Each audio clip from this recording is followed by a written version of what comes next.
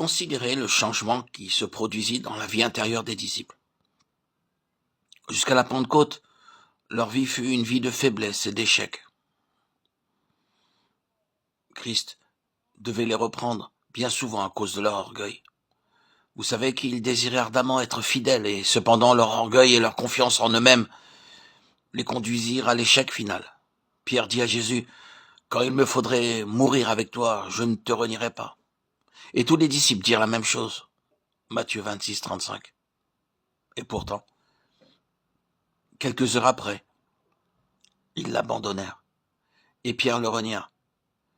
Tel fut le résultat de l'orgueil et de la confiance en soi-même. Ils ne savaient pas combien leur propre nature était mauvaise. Jésus avait tout fait pour leur enseigner l'humilité, mais il avait échoué. Et de là venait leur faiblesse. Pierre avait dit, « J'irai avec toi en prison et à la mort. » Mais en entendant les paroles d'une servante, il commença à jurer et à déclarer qu'il ne connaissait pas cet homme. Quelle profonde faiblesse. Mais quel changement à la Pentecôte. Je ne dirais pas qu'ils remportèrent la victoire sur le péché, car je ne pense pas que ce fut le résultat d'un combat.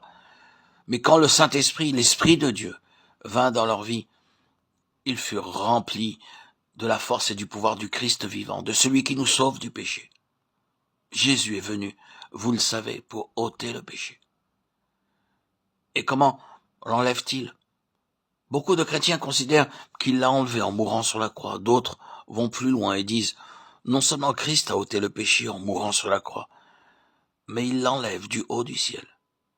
Il me purifie et me garde jour après jour. Et voici de quelle manière le péché a été véritablement enlevé. Quand la lumière vient, elle dissipe les ténèbres. C'est la présence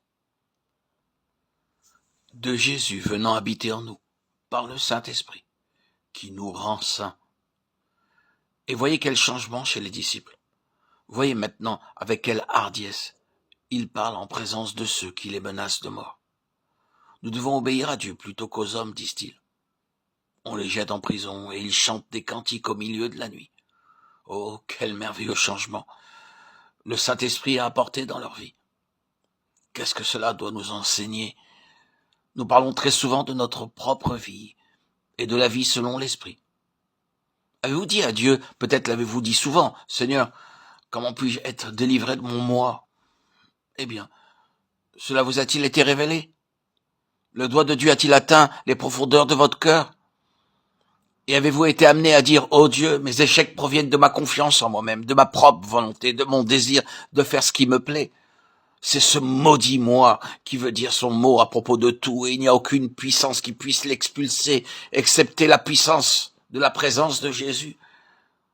Vous pouvez être troublé au sujet de quelques définitions théologiques concernant la manière dont ceci s'accomplit. Vous pouvez vous demander dans quelle proportion le péché subsiste, et dans quelle proportion nous en sommes délivrés. Mais voici ce que vous devez croire, bien que vous ne puissiez l'expliquer. Croyez que l'esprit de sainteté qui vous est donné est la sainteté même de Jésus dans votre cœur, que ceci vous suffise. Rempli du Saint-Esprit, vous avez en vous la puissance de la sainteté de Dieu qui accomplit dans votre cœur l'œuvre bénie de la sanctification.